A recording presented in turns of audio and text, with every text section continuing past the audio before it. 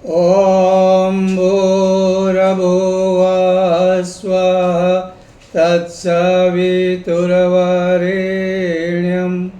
भर्गो देवस्य धीमहि धियो यो नः प्रचोदयात्। ॐ गुरुर्ब्रह्मा गुरुर्विष्णुः गुरुर्देवो महेश्वरः गुरुर्साक्षात् परब्रह्म तस्मै श्री गुरवे नमः। मनुष्य जीवन मिलना यह बड़ा सौभाग्य है। हम लोगों ने बहुत बार सुना है, पढ़ा है, मनुष्य के अंदर बहुत सारी शक्तियां हैं। ये सारी शक्तियां सुप्त रूप में हैं, बीज रूप में हैं। इस बीज को अगर खाद, पानी, सूर्य प्रकाश मिले तो पौधे या बड़े पेड़ बनते हैं। उसी तरह हमारे भीतर जो संपदा है, अगर उसको अच्छी तरह से नियोजन करके उस शक्ति को जाने, माने और जागरूक करें तो हम भी महामानव बन सकते हैं। लेकिन इसमें ध्यान रखना है, हमारे अंदर की जो शक्ति है, अगर अच्छे प्रयोजन के लिए उसका उपयोग किया जाए तो हम देव मानव बन सकते हैं। इससे उल्टा अगर उन शक्तियों का गलत उपयोग करें, अपने स्वार्थ के लिए उपयोग करें, दूसरों को नुकसान करने के लिए करें तो हम दैत्य बनते हैं। रावण था, जरासंध था, कंस था, वृतासुर था, ये सभी के पास शक्ति तो बहुत थी, लेकिन उन्होंने उस शक्ति को, उस संपदा को गलत कारण में रोका और वे भी मरे और अपने साथ जितने लोग थे उनकी भी दुर्गति करवाई। अच्छा, अभी ये शक्ति जागरूक करनी है। इसे हमारे ऋषियों मुनियों ने कहा, अध्यात्म के मार्ग से हम लोग इसको जागरूक कर सकते हैं। अब जब बात आती है अध्यात्म की तो हमारे मन में सबसे पहले ख्याल आता है कौन सा तिलक, चोटी कैसे, वस्त्र कैसे, कंठ में माला कैसी, हाथ में माला किससे करे, बैठने का आसन कैसे हो, वस्त्र का रंग कौन सा होना चाहिए, हम किस दिशा में मुंह रखें और साथ में हम किस भगवान को माने। क्योंकि सबसे मज़े की बात यह है कि जब भगवान की बात करते हैं तो भगवान के बारे में हमारे अंदर कोई सही विचारधारा नहीं है। भगवान होगा, नहीं होगा, मानते हैं, नहीं मानते हैं, लेकिन अगर भगवान की बात करें तो भगवान कैसा होना चाहिए, भगवान क्या है, इसके बारे में हम अनजान होते हैं। दूसरा, देखो, आप श्रद्धा से किसकी भी भक्ति करो वो सफल होती है, असंभव को संभव बना सकती है, लेकिन आपके अंदर श्रद्धा होनी चाहिए। अंधश्रद्धा आपका और आपके परिवार का पूरा सत्यानाश करवाएंगे। इसलिए श्रद्धा यह एक सात्विक गुण है। भगवान ने गीता में जो दैवी गुण है उसके बारे में बताया है। परम पूज्य गुरुदेव ने दैवी संपदा नाम की किताब लिखकर इन सारे गुणों के बारे में विस्तार किया है और किस तरह हम हमारे जीवन में उतार सकते हैं उसके बारे में कहा है। कई लोगों का कैसा होता है, भगवान भी बदलते जाते हैं। अगर शहर में रामायण की कथा हुई तो वे वहाँ सुनकर कि राम ही भगवान है, राम की उपासना शुरू करेंगे, राम राम बोलेंगे, लोगों से हाथ जोड़ के राम राम कहेंगे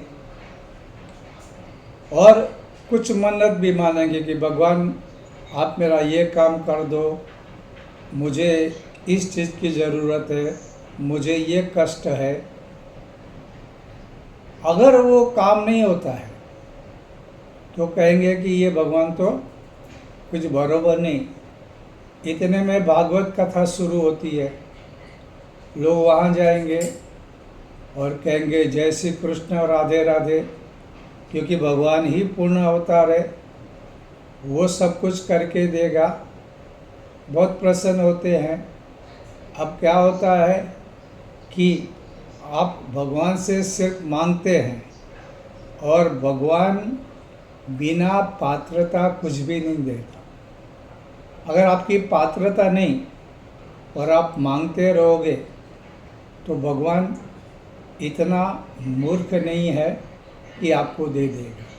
वो आपकी पात्रता देखेगा, योग्यता देखेगा। लेकिन कुछ भी मांगते रहेंगे तो मिलेगा, ऐसा नहीं होता है। और इसके बाद फिर लगेगा नहीं, ये भगवान बराबर नहीं। शिव पुराण होती है और वो कहेंगे सभी तो देव है, ये तो महादेव है, ये ब्रह्मांड को बनाने वाले, पालने वाले, नष्ट करने वाले यही है। फिर शिव की उपासना शुरू करेंगे, फिर गणेश पुराण पढ़ेंगे तो वैसा होगा, देवी पुराण पढ़ेंगे तो ऐसा होगा। उनसे काम नहीं होगा तो ये नकली बाबा निकल पड़े हैं, नकली एजेंट। उनका तो मार्केटिंग और जोरदार होता है, आपको कन्विंस करेंगे, कहानियाँ खुद बनाते हैं, किताबें खुद छपवाते हैं और आपको ऐसे भ्रम में डाल देते हैं। क्योंकि उन लोगों का जो 5 उंगलियां घी में इस तरह रहता है, वो किताबें छपवाने के बाद कहेंगे हमारा ये व्रत करो, हम गारंटी लिख के देते हैं आपका काम हो जाएगा। फिर आप जब व्रत मनाओ तो किताबें 11, 10 या 7 बांटो। इधर उनको प्रिंटिंग कर रहे हैं, रद्दी कागज़ पे कर रहे हैं, कुछ भी कहानी बना के दे दी है। लेकिन हमारी बहनें जो होती है उनमें अंधश्रद्धा ज़्यादा होती है, वो मानने लग जाते हैं कि ये सही है। और फिर मार्केट भी बनती है, फूल वाले आ जाते हैं, ये आ जाते हैं, वो जाते हैं, लेकिन उससे कुछ काम नहीं होता क्योंकि ऐसे देवी देवता है ही नहीं। 25 साल में अगर आप देखेंगे तो नए देवी देवता कितने आ गए। काम नहीं होता है, लेकिन वो डरा के रखते हैं, आपको ऐसा पूजा करना है, आपको यही खाना है, आपने ऐसा खा लिया तो, अगर आपने विधि विधान में थोड़ा गलती किया तो, अगर आपने निंदा की तो, अगर आपने इस देवी को छोड़ के उस देवी की पूजा की तो एक क्रोधित हो जाएगी, सत्यानाश हो जाएगा। और वैसा एक चैप्टर भी रख देते हैं किताब में जिससे लोग डरे से रहे और उसे छोड़े नहीं। ऐसे एजेंटों की बहुत चलती है। उसी तरह कितने ग्रह नक्षत्र के नाम से डराते हैं, वो लोग डरते हैं। उसके लिए विधि विधान हजारों में लाखों में होता है। भगवान नाराज हो गए तो उसको मनाने के लिए किसी को ये नड़ रहा है, किसी को वो नड़ रहा है, कोई वास्तु के नाम से, कोई ग्रहों के नाम से, ऐसे ऐसे फंसते हैं कि उनसे बात, उनका आत्मविश्वास टूट जाता है। तो ऐसे जो भक्त होते हैं और ऐसे जो एजेंट होते हैं ये बहुत तकलीफ़ करते हैं। और पूजा में भी देखो, जो भक्त पूजा करता है उसकी श्रद्धा के बारे में भी सोचो। उसे पूजा का सामान लेने भेजो तो वहाँ वो कहेगा सुपारी चाहिए लेकिन पूजा के लिए, अपने लिए सुपारी चाहिए तो बहुत अच्छी चाहिए, बड़ी चाहिए, क्वालिटी वाली चाहिए। लेकिन भगवान के लिए छोटी छोटी सड़ी हुई सुपारी रहेगी, वो देंगे, ये सुपारी लेके जाओ, इससे गणपति बनाओ, इससे नवग्रह बनाओ।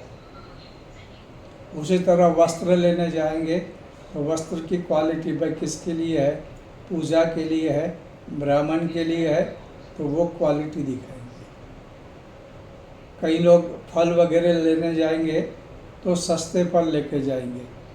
केला थोड़ा बिगड़ा हुआ है, एप्पल इतना सस्ता है कि उसे लेने में कोई दिक्कत नहीं। अब ये भगवान को खिला रहे हैं, लेकिन इनको इतना मालूम है कि ये भगवान को नहीं खिला रहे, ये ब्राह्मण लेके जाएगा या इसकी पूजा होगी। अगर ये मानते हैं कि भगवान मेरे इधर आ रहा है, भगवान को मुझे खाना खिलाना है, तो नंबर 1 खाना खिलाएगा, खुद नहीं खाता उससे ज़्यादा अच्छा खिलाएगा। लेकिन ऐसा नहीं होता है, और अक्सर आजकल तो ऐसा होता है, पूजा विधि विधान कराने वाले वो लेके आते हैं, वो एक ही चीज़ है, हर यजमान के लिए उसका उपयोग करते हैं, बोलते हैं मुझे पैसे दे देना मैं लेके आऊँगा। और आजकल तो फैशन है, अगर कोई किसी को कहता है हमारे यहाँ यज्ञ आओ, कथा पढ़ने आओ, तो कहेंगे आप सब लेके आना, क्योंकि उनको इतना भी तस्ती लेना नहीं। और जब कथा या यज्ञ चलता है तो मेहमानों को खुश करने के लिए वो खड़े हो जाते हैं, महाराज आप चालू रखो हम लोग आते हैं। इस तरह की अगर पूजा, क्योंकि उनको लगता ही नहीं कि भगवान आया है, हम भगवान की पूजा कर रहे हैं। क्योंकि जब तक आप बिलीव नहीं करोगे, जब तक आपको श्रद्धा नहीं आती कि हम भगवान की पूजा करें, भगवान आ रहे हैं। और पूजा में भी ऐसा होता है, आप जिसकी पूजा करते हो उसके जैसा आपको बन के पूजा करनी है, उनके गुणों को लेना है। सत्यनारायण बापा की पूजा करते हो तो आपको सत्य बोलना है। सत्यनारायण भगवान सारे विश्व को कल्याण करके उनकी व्यवस्था संभालते हैं, तो मुझे भी मेरे पास आए, सत्यनारायण की कथा में जो सबसे इम्पोर्टेंट है वो अपने रिलेटिव और दोस्तों के साथ करनी है। इससे क्या होता है कि आप गेट टुगेदर हो जाता है, और जब आप साथ में मिलते हैं, महाभारत में कहा है जब आप साथ अन्न लेते हैं तो आपका मन एक होता है। तो क्योंकि गिले शिकवा बहुत होती है, लेकिन जब साथ में आते हो, बैठते हो, गप्पे मारते हो, तो एक दूसरे की गलतफहमियां भी दूर होती है। और फिर विष्णु सहस्त्र नाम से तुलसी के अपने गुण है। आपका हृदय 1008 करेंगे, हाथ भले ठके, लेकिन वातावरण पवित्र होता है। और सत्यनारायण की कथा में हम एक संदेश जाता है कि भाई आप सत्य बोलो और भगवान को जो वादा करते हो वो निभाओ। लेकिन ऐसा नहीं होता है कि भगवान रूठ गए तो आपका सत्यानाश कर देंगे, ऐसा भी नहीं मानना है। मुझे याद है कि मेरा एक रिलेटिव मेरे पास आया और उन्होंने कहा कि मेरे पैर में बहुत दर्द हो रहा है। हमारे गांव से एक महान गुरु आए हैं, क्योंकि आजकल हम लोग किसी को भी गुरु बना देते हैं, किसी को भी परम पूज्य की जो विशेषण है उसका उपयोग करते हैं। तो बोले गुरु आने वाले हैं, तो मैं बोला गुरु आने वाले, तो बोलता रमनी भाई आप भी चलो तो अच्छा है, मैं अकेला जाऊंगा मुझे मज़ा नहीं आएगा, आप साथ में चलो। तो उनसे मिलने गए, उन्होंने आसन, अगरबत्ती, धूप, दीप सब प्रकट किया। उन्होंने कहा मैं देवी का आह्वान करता हूँ, और उन्होंने आह्वान किया। उन्होंने अपनी आंखें बंद की और ऐसे जैसे समाधि में चले गए हो, ध्यान में चले गए हो, कुछ देर के बाद उन्होंने आंखें खोली। एक क्रोधान्वित थे, उसने कहा बच्चा तू नादान है, तो फलाने फलाने देव की इधर मन्नत माना था, तो उनके दर्शन के लिए जाएगा, तो उनके दर्शन के लिए नहीं गया, वो देवता गुस्से में है और उसने तेरी टांग को तोड़ दिया है, इसलिए दर्द हो रहा है, डॉक्टर से अच्छा नहीं होगा, तू वहाँ जाके अपनी मन्नत पूरी करके आ। वो बोलता है मैंने तो ऐसे कोई मन्नत नहीं मानी थी। तो उसने और क्रोध किया, बोला नादान, क्या तू तेरा सत्यानाश चाहता है?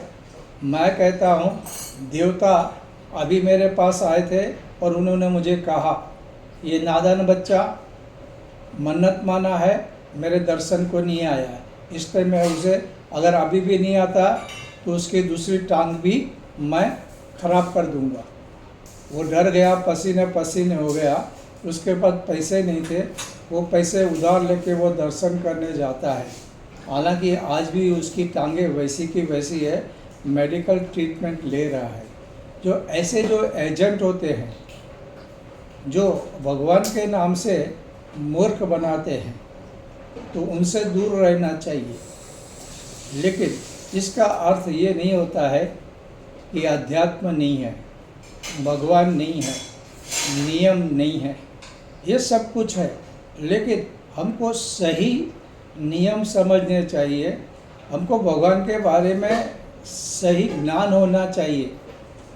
आजकल तो ऐसे एजेंट बहुत मिल जाएंगे और ऐसे गुरु भी बहुत मिल जाएंगे। और दूसरा कि आप किस गुरु के पास जाओगे, एक गुरु का दुख कहना एक है, दूसरे का दूसरा है, तीसरे का तीसरा है। उनकी मालाएं अलग है, उनके तिलक अलग हैं, उनकी सवेरे की प्रार्थनाएं अलग हैं। आप भ्रमित हो जाओगे, आप कहाँ जाओगे, इधर जाए या उधर जाए, और श्रद्धा तो बैठती नहीं। क्योंकि हर जगह पे अच्छे लोग भी होते हैं, बुरे लोग भी होते हैं। अच्छे लोगों को देख के आपको प्रेरणा मिलती है, लेकिन बुरे लोगों को देख के आपकी श्रद्धा टूटती है। और अक्सर ऐसा होता है, अच्छाई को प्राप्त करने के लिए प्रयत्न करने पड़ते हैं, बुराई तो सहजता से आ जाती है। जिस तरह पानी रहेगा तो पानी नीचे अपने आप जाएगा, अगर पानी को ऊपर उठाना है तो आपको प्रयत्न करने पड़ेंगे। तो अच्छाई श्रद्धा को सही तरीके से डेवलप करने के लिए आपको प्रयत्न करने पड़ेंगे। अध्यात्म का अर्थ परम पूज्य गुरुदेव ने जो कहा है वो बहुत सिंपल है। उन्होंने कहा आज जो हम हैं उससे ज़्यादा कल अच्छे बनने का एक प्रामाणिक प्रयास, और वो भी प्रयास अगर सतत है तो अध्यात्म है। कुछ भी हो जाए, मैं आज अच्छा हूँ, जितना अच्छा हूँ, कल मुझे ज़्यादा अच्छा बनना है, मुझे बिगड़ना नहीं। जीवन का एक नियम है, या तो आप विकास करो, नहीं तो आपका पतन पक्का है, पानी नीचे गिरेगा ही। तो कभी भी कोई भी इंसान एक ही जगह पर रुक सकता नहीं, या तो विकास कर सकता है या उसका पतन निश्चित है। और पतन आसानी से होता है, बिना मेहनत होता है। गालियाँ सीखे हम लोग तो उसके लिए न क्लास में गए, न उसके लिए प्रयत्न किया, न कोई गुरु बनाया। लेकिन भगवद गीता के श्लोक याद करने हो तो बहुत सारे प्रयत्न करने पड़ेंगे। तो ये अच्छाई के लिए प्रयत्न करने पड़ते हैं, बुराई के लिए कोई प्रयत्न नहीं करना पड़ता है। इसलिए हम लोग क्या करें कि सही तरीके से हम कोई भी चीज़ समझें। जैसे हमने कहा कर्म कांड, जैसा रेलवे में सिग्नल होता है, एक हरी झंडी दिखाएगा तो गाड़ी को अलाउड है कि तुम आगे जाओ, लाल रहेगा तो आप यहाँ पे रुको। अच्छा, लाल रंग और हरे रंग से रेलवे के इंजन से कोई वास्ता नहीं है, न ड्राइवर से कोई वास्ता है, लेकिन ये तुमको एक मार्ग दिखाती है कि भाई लाल झंडा तो आगे अभी नहीं जाना है, जाओगे तो अकस्मात एक्सीडेंट होगा, बुरा होगा। अब हरी झंडी है, आपको फ्रीडम है, अब आगे बढ़ो। उसी तरह कर्म कांड, जैसे हमने पिछली बार देखा था कि चावल है, जल है, फूल है, ये कुछ हमको मैसेज देते हैं। और हम जिस भगवान की पूजा करते हैं उनके जो गुण हैं वो हमें लेना है। अगर मैं जलाराम बाबा की पूजा करूं तो मेरे स्वभाव में दूसरों को खाना खिलाने की, भोजन करवाने की, उदारता और भगवान पे पूरी श्रद्धा रखने की, ये सारे गुण मुझे डेवलप करने चाहिए। अगर मैं किसी को दूँ ही नहीं, किसी को खाने को नहीं दूँ, किसी को कोई मदद नहीं करूँ, और मैं कहूँ कि मैं जलाराम बापा को या मैं भगवान कृष्ण की पूजा करता हूँ तो भगवान की कृष्ण के बाद मैं अपने कर्म में, अपने कर्तव्य में कोई कौशल नहीं दिखाता हूँ और मैं सही तरीके से कोई चीज़ मानता नहीं हूँ, मैं अपने जीव और आत्मा और पुरुषोत्तम के बारे में कुछ समझता नहीं हूँ, तो मैं कृष्ण का उपासक कैसे बन सकता हूँ। उसी तरह से आप कोई भी देवता लो, अब जिसका पूजन करे, अर्चन करे। अगर मैं गायत्री माता का पूजन करता हूँ तो सबसे पहले मेरे अंदर सद्बुद्धि मुझे डेवलप करनी चाहिए। तुलसीदास ने कहा है, जहाँ पे सुमति है वहाँ नाना प्रकार की संपत्ति होती है।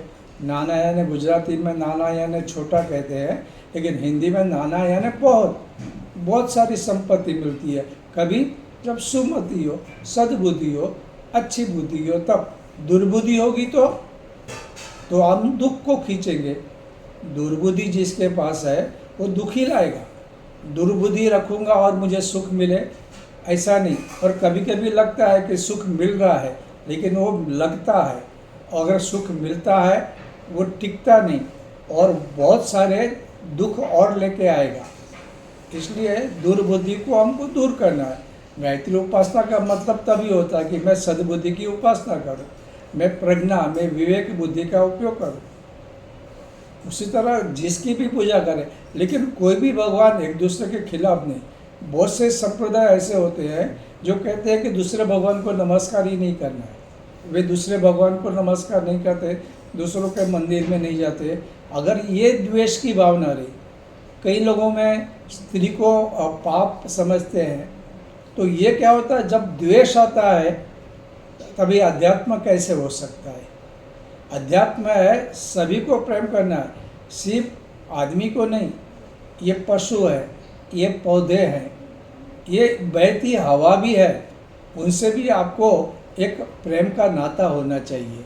मतलब कि आप खुद प्रेम बन जाओ, तभी तुम सही अध्यात्म में प्रवेश करते हो। द्वेष, नफरत और विवाद करके हम लोग अध्यात्म में नहीं हो सकते। कोई कैसा भी तिलक करे, हमारे लिए वो सम्मानीय है। जिसकी चोटी जैसे भी हो, हमारे लिए सम्मानीय है। बिना चोटी का है तो भी हमारे लिए सम्मानीय है। जो वस्त्र जो रंग का पहनते हैं उनकी मर्जी है, वो कुछ बुरा कर रहे हैं, गलत कर रहे हैं, ऐसा भी नहीं। लेकिन उनके प्रति हमें द्वेष की भावना नहीं आनी चाहिए। ये सही अध्यात्म होता है और हमको सही अध्यात्म ही चलना है। हमारे भीतर की शक्तियों को जागृत करना है, मानना है, जानना है और महामानव बनना है। और महामानव ये दिखावे की दुनिया में नहीं होना चाहिए। किसी को दिखावा नहीं करने का है, किसी को कहना नहीं। कुछ लोग ऐसे होते हैं, कुछ अच्छे कार्य करते हैं थोड़ा सा और लोगों को बताते हमने बड़ा किया। उनके न्यूज़पेपर वाले उनके दोस्त रहते, टीवी वाले दोस्त रहते हैं और तस्वीर। अध्यात्म ऐसा होता है जो आपको अंदर से भगवान जानता है, इतना काफ़ी होता है। अंतरात्मा जानती है, उतना काफ़ी होती है। कोई दिखावा करने जाएंगे, अहंकार आएगा और अहंकार अध्यात्म का सबसे बड़ा शत्रु है। अहंकार शत्रु बनाएगा, अहंकार अपना नाश करवाएगा और अपने साथ जो लोग हैं उनका भी नाश करवाएगा। इसलिए अध्यात्म को समझना चाहिए, इसलिए सही गुरु मिलना चाहिए और सही किताबें। क्योंकि आजकल बहुत सारी किताबें भी मिलती है और बहुत सारे आजकल हमारे मीडिया में भी अच्छी और बुरी बातें दोनों आती है। अब इतना विवेक बुद्धि होना चाहिए कि जो सही है, अच्छा है, उसको हम पढ़ें और स्वीकार करें। जो अंधश्रद्धा फैला रहे हैं, गलत बातें फैला रहे हैं, जो आपको डरा रहे हैं, आपको किसी न किसी ग्रह नक्षत्र वास्तु के बारे में आपको ये आप डर जाते हैं, तो वो नहीं होना चाहिए। अच्छा काम करो, और अच्छा काम करने का, अच्छे कर्म का मतलब होता है कि हम जो एक्शन लेते हैं, हम जो काम करते हैं, एक हम जो बोलते हैं, हमारी बोली से भी हम किसी का दिल दुखाते हैं तो हम पाप करते हैं, किसी को खुश करते हैं तो हम पुण्य करते हैं। उसी तरह हमारे अंदर सद्भावना है, हम दूसरों का सुख चाहे, ये सद्भावनाएँ, ये सद्भावनाएँ तुमको सुख देगी। अगर दुर्भावना है, उसी का सत्यानाश हो जाए, उसके बदन को कांटे लगे, ऐसा बोलोगे तो अपने लिए तुम दुख के बीज बो रहे हो। उसी तरह तुम जो कार्य करते हो उसका हेतु क्या है, उसका पर्पज क्या है। आप बाहर तो ऐसा दिखावा करें कि आप बहुत अच्छा काम करने जा रहे हो, लेकिन आपके मन में पाप है, तो ये भगवान बोलो, अगर भगवान नहीं मानना है तो आपका सबकॉन्शियस माइंड ये नोट करता है और वैसी सृष्टि अपने आप बनने लग जाती है। तो ये सब तुम्हारे कर्म है, इसमें तुम अगर गलत करते हो तो तुमको कल वैसा रिजल्ट तुम्हारा जीवन बनेगा। तुम्हारी सोच का भी एक महत्व है, सोच का सही सोचना ये अच्छी बात होती है। और इसके लिए हमें क्या करना है, क्योंकि कभी कभी मुश्किल होता है कि सही सोच कैसे रखें। और ये भी याद रखना है, आइंस्टाइन ने कहा था कि आपको जो समस्या है, आपका जो माइंडसेट है, अगर आप माइंडसेट चेंज नहीं करते हो तो यह समस्या आपको फिर से आपको परेशान करेगी। इसलिए आपके विचार, आपका माइंडसेट चेंज करो, आप बदलो, परिवर्तित हो जाओ और अपनी समस्या को देखो, उसका मार्ग मिल जाएगा। आज के लिए बस इतना।